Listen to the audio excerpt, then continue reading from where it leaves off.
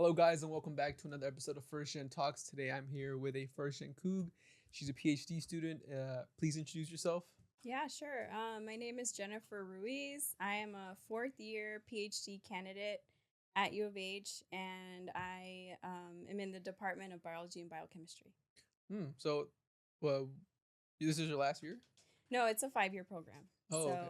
So you have one more year. a little more than a year. But What do yeah. you do in that? What do you? I've never really talked to someone who's in that program. What do you do? Yeah, so our department is divided into 3 sections, and so I'm a part of the Ecology and Evolution division, and my research is going to be more towards like the ecology side of that. Um, but as a grad student, I mean, like you start out with having to take classes. If you guys have taken like any science labs, maybe you've had TAs. Yeah. And a lot of those TAs are going to be grad students. Mm. So I have to take classes, I have to teach, and then in order to get my PhD in the end, like I have to produce research. And so that is also like a task that we have to. Could you define ecology? I'm not. Sure. So ecology, like textbook definition, is the science of the interactions of like individuals and the environment that they live in. And so like how different species affect like where they live or how their environment affects them. So like, yeah. Okay. Sounds interesting. I just wanted to know what you did. Yeah. Taking it back, what did you study undergrad? So I did biology actually here at U of H, and I graduated in 2022. When you were on campus, were you involved with any orgs? Like, how was that? Because I usually don't have biology majors on here. Yeah. Or, like PhD students at all. So yeah, how was that? So I will say that like COVID certainly took a damper on like some of my years in undergrad, right? Right. But when I was in undergrad, I got involved in undergraduate research. So I started working in a lab, and I would say that was like my greatest involvement as an undergrad. As a grad student, I have worked with an organization called SACNAS on SACNAS UH. I don't know. Have you heard of it? Not until now. Okay, so SACNAS is a Society for the Advancement. It's a long name. Sorry. Society for the Advancement of Chicanos, Hispanics, and Native Americans in Science. Okay. And the goal of the organization is to promote diversity in STEM, basically. And so earlier in my grad school years, I was like vice president of the org. Oh, nice. But as I started to get busier with like my own research and stuff, I decided to just like step down as like a member, basically. But yeah. How was that? You mentioned COVID. I'm actually interested in that because I was during high school and during COVID, and all I did was literally just sleep through Zoom calls. Okay. That's pretty bad. Yeah. But how was college? Because you can't do that in college, I assume. Yeah, we weren't doing that. I definitely. Yeah, no, we were not sleeping through the Zoom calls. But that was horrible. Yeah, we didn't. Yeah. Public school. Anyway, it was tough. I mean, imagine taking like a physics lab, through Zoom. It's like, how do you even do that? And you didn't have AI back then. No, we were not. This is prior to the AI era. It's crazy to say. So it was a beautiful world we were living in, to be honest with you. No, I'm just kidding. But yeah, it was tough. Yeah. Yeah. So taking it back, before college, how was the applying process? How was high school? Was it college always a guarantee? Was there any, obstacles? Obviously, financial I feel like is the biggest one, at least for first gen students, and even for like just any college student at this point. Yeah, it comes up a lot. Yeah. For me, so I went to Baylor High School, like in the area. If you're from Houston, maybe you know. But and I mean, I did very well in my classes. Like, I took AP classes, like the very traditional nerd, I guess. I don't know. But I definitely knew that I wanted to go to college. What I didn't know was what I wanted to study. And so that certainly was, like, a challenge for me. Because I liked so many things, right? I like history. I like psychology. I like science. Like, I like math. And so it was like, well, how do I pick? And so it got to a point where I was applying to colleges, and for every college I would put a different major, and I was Mm. just like, whatever, like we'll see what I Okay. get. Not very What were some of the strategic in what were some of the options you were retrospect. putting? I mean, like think environmental science, biology, Oh, okay. maybe let me do history. Why not like Hmm. Mexican American history, like just the most random Mm. the Okay. random things. I think I just like to learn is I'm guilty of that. But um that was a challenge, and I guess definitely financially. So I decided to stay close to home because that was going to be more affordable for Right. me. So definitely figuring all of that out. I will say that there was a lot of support at my high school, and I know I'm very fortunate to have had that because Mm. not every school does have those Right. resources and those means. Um but yeah. Was UH your first option? UH, I don't know. I think it was in the sense that I mean, I think like I would have loved to have gone into Rice, but like that didn't Mm. happen. So, but yeah, no, I definitely am very happy with my decision to have gone to U of H, and then my experiences through present day. I mean, like I'm happy with where I am. Yeah. So, do you have like any difficulties, or was it kind of smooth sailing? How was like the FAFSA application and like financial aid and stuff like that? Yeah, I would say that I did not have any um I guess I struggled once I was in college, Mm. and so having chosen biology in this kind of random way when I was like applying kind of put me in a spot in my at the end of my first year where I was like, well, is this actually like what I want to do? So initially I went in thinking like, okay, I'll do biology and like maybe I'll be like a nurse or something. Like that sounds like something like, you know, Right. um like a really good career path, and like I can just do that. And as I progressed in my major and started taking classes, I think I realized like that actually I probably would not be a good fit for like nursing. Why is that? I think I'm like too squeamish Mm. and Okay, like makes just sense. Yeah. Blood isn't your thing. yeah, no. Mm-mm. Yeah. Yeah. But I ended up being invited to apply to an undergraduate research like program scholarship kind of thing, and that kind of came out of left field. At the time I definitely was like, well, I don't know what research is, so like I don't even know what I'm being invited to apply to. Like what does this even Right. mean? Is this even a real thing? Like, and fortunately I at least took that step to apply, and then having applied I was accepted. And um yeah, that definitely changed the trajectory that I was on at the time. So How was that process? Was it easy applying? Was like a fee? no, Uh. there was nothing of the sort. No, so it was like through the biology department. Mm. So there's a professor over there, Dr. Franchino. He had conjured up this research opportunity program for undergraduates specifically that were going to be. I think that there were like certain things that he was looking for. For example, if the students were Pell Grant eligible, if they were first or second year students, like things like that. Based on that criteria, they reached out to students and invited them to apply to this program, right? So Mm. I get this email, and it wasn't a hard like process. He basically was like, write a 1 page paper about what you think you could get from this experience or something like that. Mm. And that was pretty much the application process. Nice.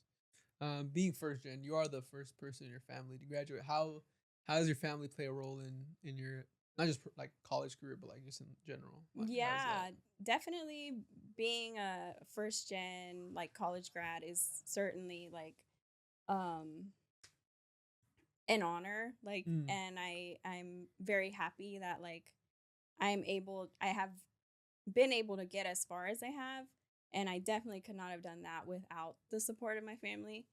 Um Even like from high school, or actually if we go even further back, like my parents didn't finish elementary school Oh like shoot. in Mexico. Okay. So my brothers and I have been first gen graduates since even then, right? So like you go um through middle school, through high school, Yeah. through college. So my two older brothers did not go to college after high school, but they went to trade school, right? Okay. And so they've made great careers for themselves, and it really does show that like college might not be for everybody, but Right. there are definitely a lot of avenues that you can take. And just generally, I think continuing your education, whether it's community college or straight to university or trade school like my brothers did, like that's good. um Sorry, I'm getting a little off track from the That's all question right. though. But yeah, Family support. definitely. Okay. Yes. Yeah. Was there a time you can remember that like they were there for you, like that you remember off the top of your head, like damn, without them, I think like definitely their support through undergrad, like logistically, like with living at home and like Mm, having that security. And also it's kind of nice, like even to this day, being able to turn to my family and have like turn off my academic self and just come back to like just me. And they aren't concerned about what I'm studying necessarily, not in a bad way, but just because like they that's like a whole nother world for them, right? So it's I feel like it's a really nice escape, right, mm, from what I have to spend so much time and effort uh to do here as a PhD student. And maybe like they don't even realize it. And I don't even think I've ever even thought that like through, but mm. that's definitely something that is valuable to me. That yeah. Yeah, I just got a couple of questions from that actually. I guess my first one would be, um, it's interesting you say that that you have like a different like personality here than Mhm. at home. Mhm. Is it like, how do you know when to separate that? Because I honestly I don't know Spanish that well, so it's kind of hard to communicate with my parents. Yeah. So sometimes I'm just like, just don't say anything. Yeah, I think it definitely is hard. Like if I try to, I mean, I every so often they ask me like, what is it that you study again? Like what are you doing exactly? Yeah. And so it does seem like otherworldly to them, but I think for me, like I'm sorry, what was like I was like, do you know when it turns off, your professional I like personality and yes, compared to like your more family or like home family? cultural. Yeah. Yeah, Okay. like, So I cause that, definitely yeah, feel like in my professional personality, it's not that I just turn off like who I am, right? I yeah, carry that with me, right, and I keep it with me, and I think it helps me like as a person and as a student and all of that. Um but I think when I'm with my family, they're not asking me, like, oh, when are you gonna get that paper published? Or when are you gonna, things right. that like just would, it's like peaceful, right? Mm, It's like an escape, like I said. Um, and even so, I mean, it's not that they don't care, right? They're right, rooting for me, they're like happy for me, and I think they trust me. Even if they don't understand it, they trust me like to right. do like, what I need to do, kind of. It's kind of like a. I'm only asking because I have trouble. Do you speak fluent Spanish? Yeah. Oh, okay. Never mind. This question won't matter. My last question was so most first gen students' parents are like engineering, doctor, and I think lawyer. Were your parents like that, or they No. just no? No. They weren't like that. Wait, Oh, oh, like okay. telling me that? Yeah, like Oh, I was like, the my only three. parents were not engineers. We're No, no, first gen. I'm saying like the only three options you could be is engineer, Mm, doctor, lawyer. it I don't feel that pressure, I think.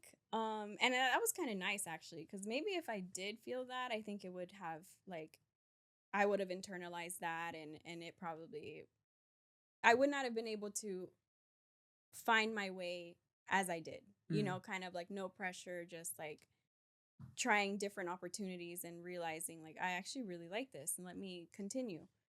And um yeah, I would definitely say like maybe that idea is something that they would say, but it was never pressure.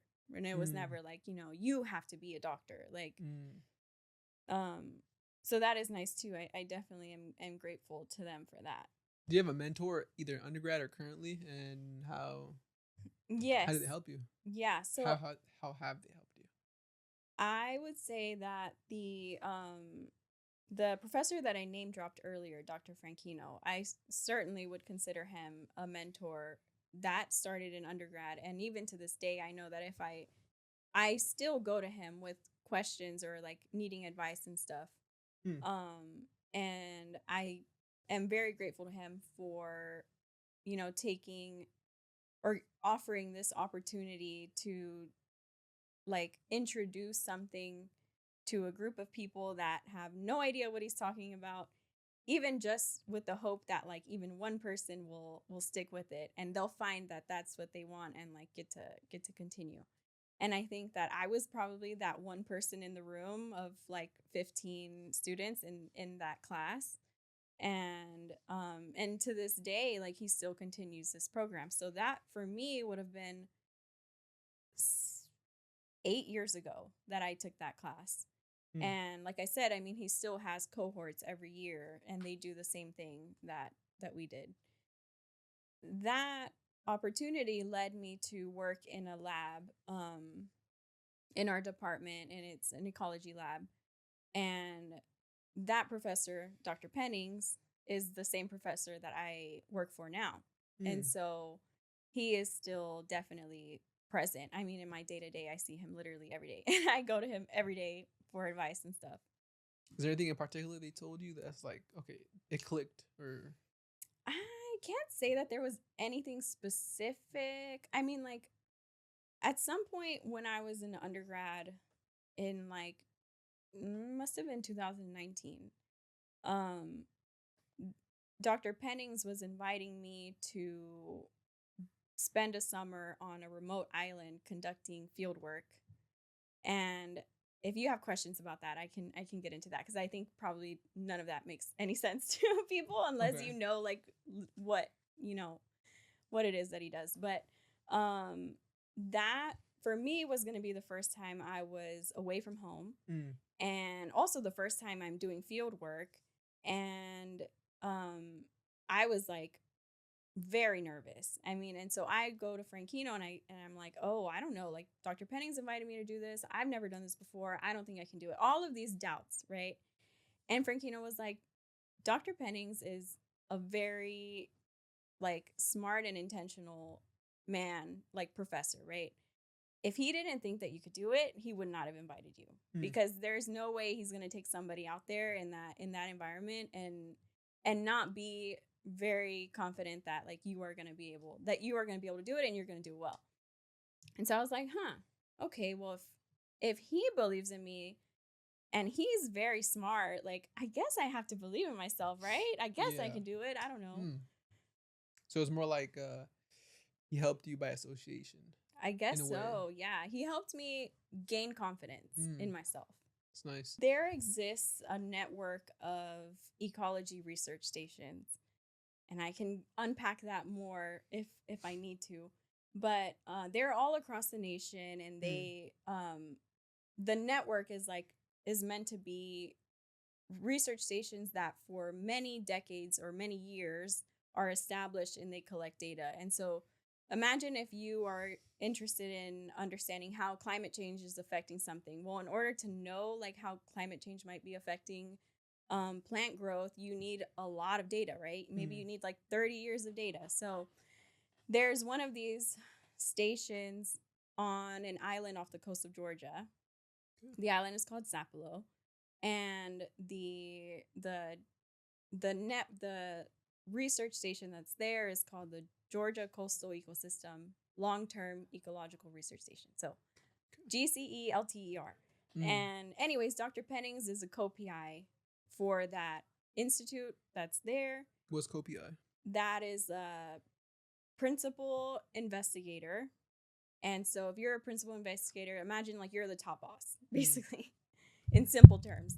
There's, of course, other layers like above him, but, or like a director. Maybe that's a word that is more, like people, yeah.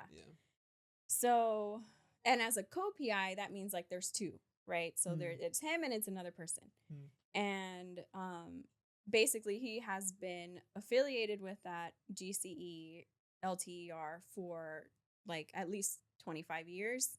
And so every year he goes on, in the summertime and collects data and runs experiments and stuff. And all of that data over a lot of time has a lot of information and it's very beneficial. Um, but since he goes every summer, he also has to take workers. Right. And so that's where the graduate students come in, or undergraduates if he has a need for them. How many of you students were there in total? When I was there, I was the only undergrad that he had at the time. But there are other professors who do research there, and they have their students, but they come from all over the U.S. So, like, I was the only UH person, aside from him, that was there. What was your favorite moment? Oh man, I mean the enchantment of living on a remote island is like, how was that? Was it like cannot be beautiful, matched. like beach? Yes, I mean like very very pretty, like natural. There are not a lot of people. Like you go to Galveston and there are like hundreds of people around you, right? I mean Galveston isn't. Yeah, but you go to Sapelo and there's like often less than a handful of people, like on the whole beach. I mean, like it's So is it just like the lab and then the island, or is like it's an island? Is there native people there? Or? Yes, that's a great question. There is a community of people who are descendants of slaves that were brought to that island a long time ago, and they're still there, and they have a lot of influence on the island, on like the culture of the island, and right. But aside from that, the Marine Institute that's there is, they have their buildings, they have their housing for people to go whenever they need to work. And other than that, it's very undeveloped. Like, think no doctors, no grocery stores. Is it like the movie The Beach?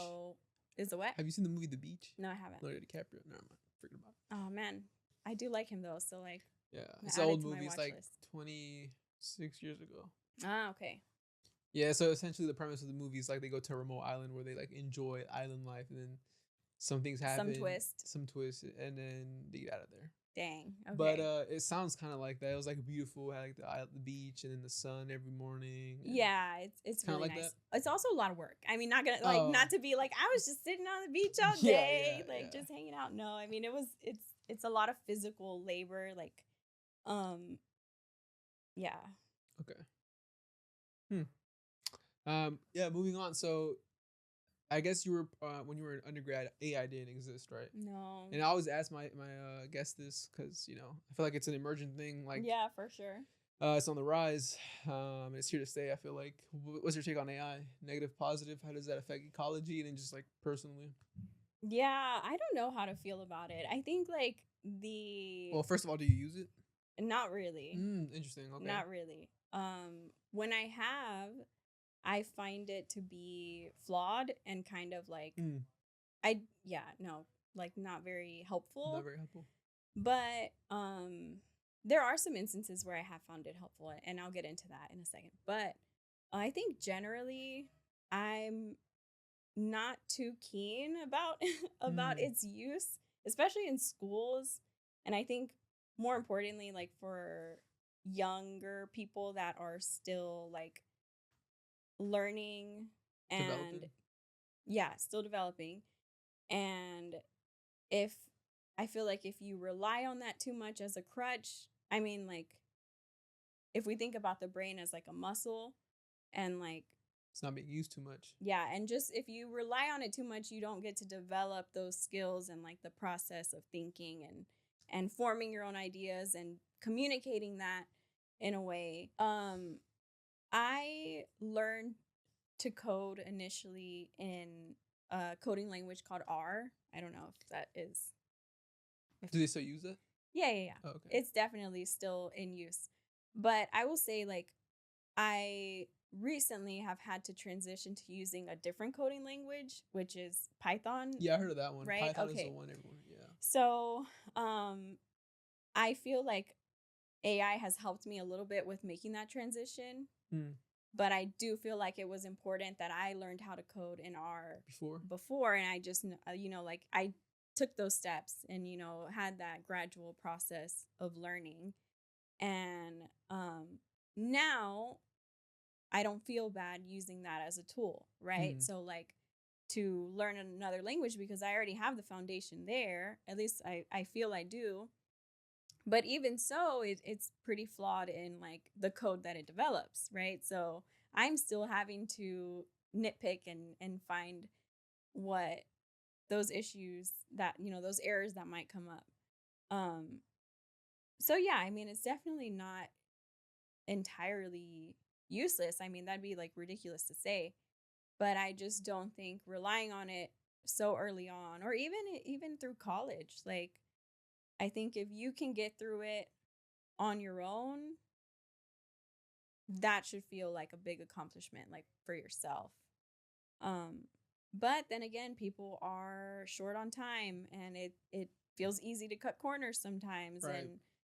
and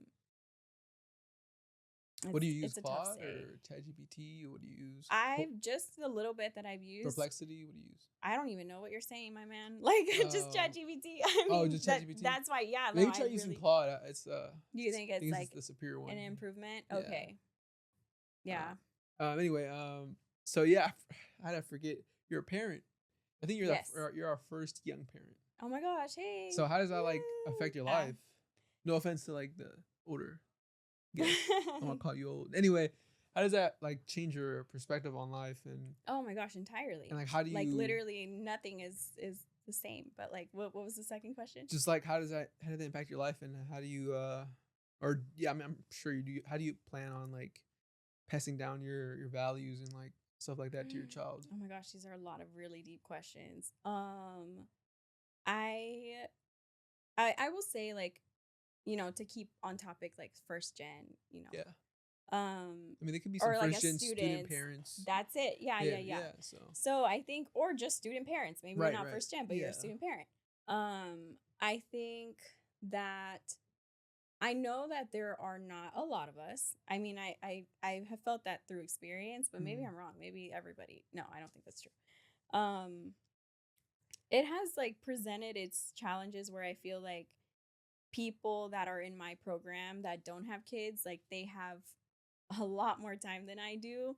But that just, I know that I have to manage my time really well and be very intentional about like, okay, I'm here, I'm on campus, I'm working. I go home, I'm not going to do any work. Like, I know I'm not even going to pretend that I'm going to work on the weekend because I'm literally not.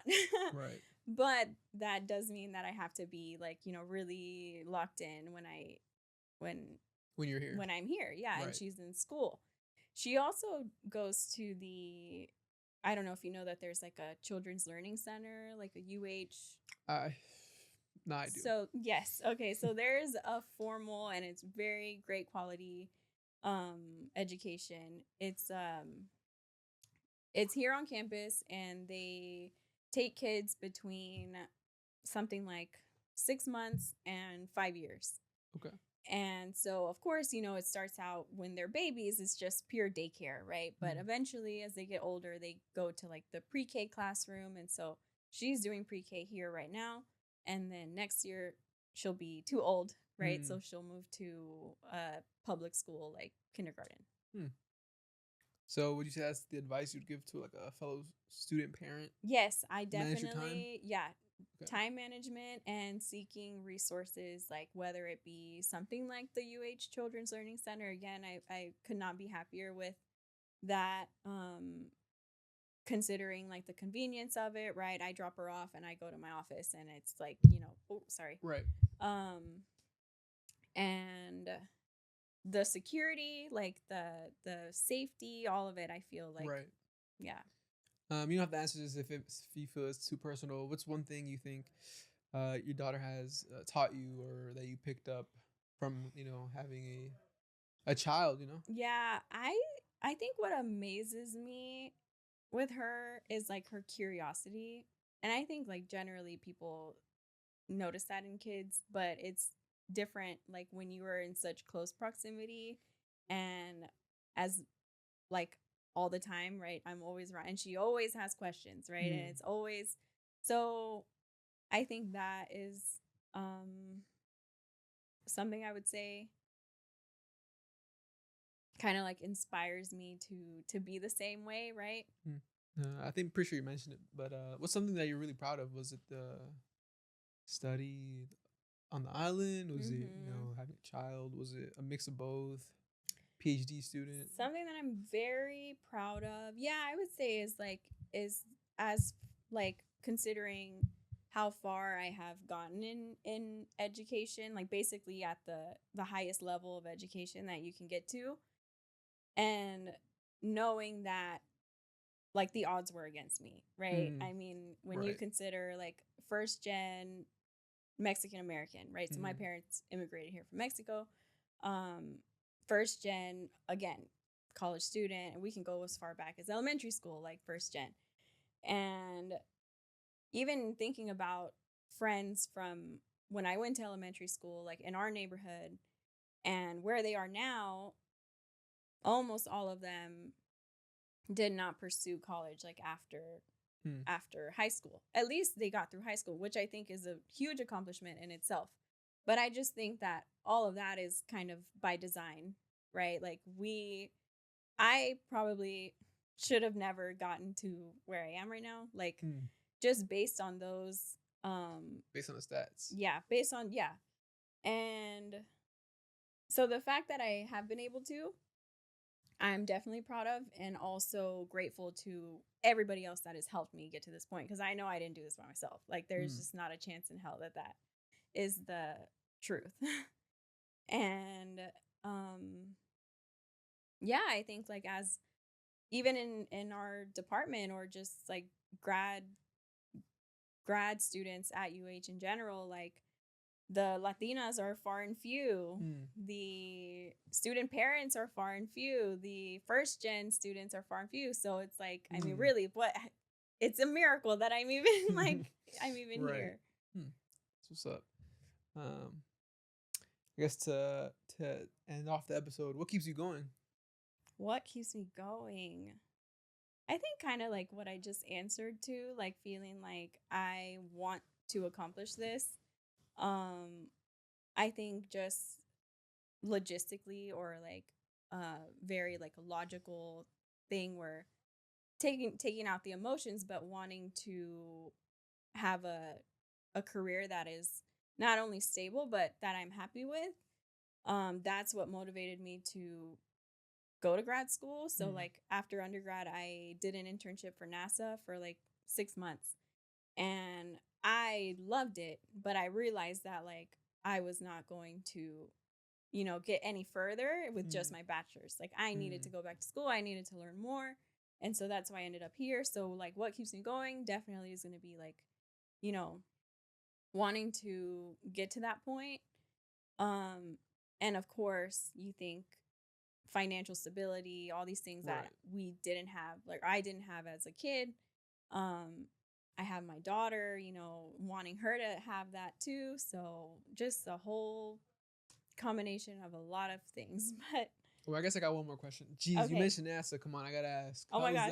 that? Oh, okay. Yeah. So that was a really great opportunity. And I'm happy to talk a little bit about that. So it was interesting because what I was doing for NASA at the up until that point, I did not have a lot of experience with that kind of science, right? So like what I was doing for NASA essentially was taking their satellite imagery.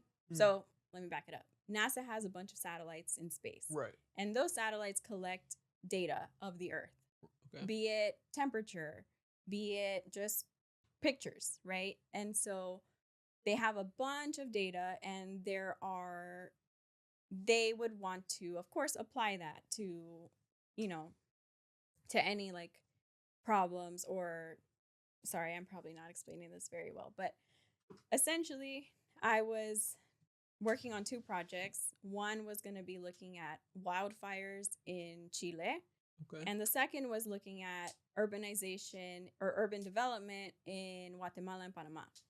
So you might be picking up like, oh, those are both like Latin American countries. Like what an interesting.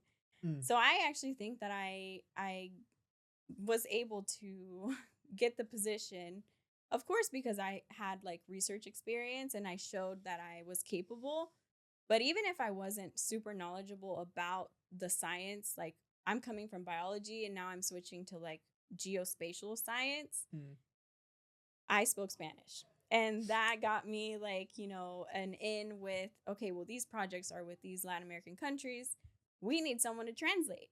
And we need someone to, of course, be able to do the science too, but like be able to communicate. Because if we can't communicate with these people, then what are we doing? Right. So I do think that that was like a huge plus on my side, that got me in. And then once I was in, like I picked it up quickly. And like even now, my PhD work that I'm doing is like related to that. So okay, is that the plan after you graduate? I don't know. I don't. Yeah, I definitely science. do. Like, yes, I love it. Like I said, that is the work that I'm doing for my PhD. I don't feel like I have to go back to NASA. I would love to, right? But like, I feel, I would be happy with any like government organization. Think like, you have a dream job? not necessarily. I really like science. I would love to continue to just like do like scientific research and stuff. Also, a little part of me really, or a big part of me, I should say, like likes to teach. Okay. And so it's this, I get pulled back and forth, like, what should I do? But that's for another episode. We'll figure it out. Right. All right. Is there any last advice or statements you want to make to any first gen students that may be watching? Yeah. Maybe shout out someone. I'd say like just quick piece of advice, like, and I might have said this earlier too, but I guess like as a first gen student, there are a lot of things that are going to seem like foreign or unknown, and you know, people might be hesitant to try things because of that feeling, that innate feeling that we might have. And like if we don't know about it, then it's dangerous. Like I don't want anything to do with it. But again, very natural way to see things. But I think by taking opportunities while you're in college that you aren't like 100% sure with, but you're willing to try and make a good effort in that, can, you know, open a lot of doors for you. And that was exactly how that played out with me. So I that's why I share that information like with other people too. But keep going. We are all rooting for you. Yeah. Well, thank you for being on the podcast. Yes. That has been another episode from First Gen Talks. Thank you, Jennifer, for being on again. Cool. It was a pleasure having you. And until next time, go Cougs. Bye.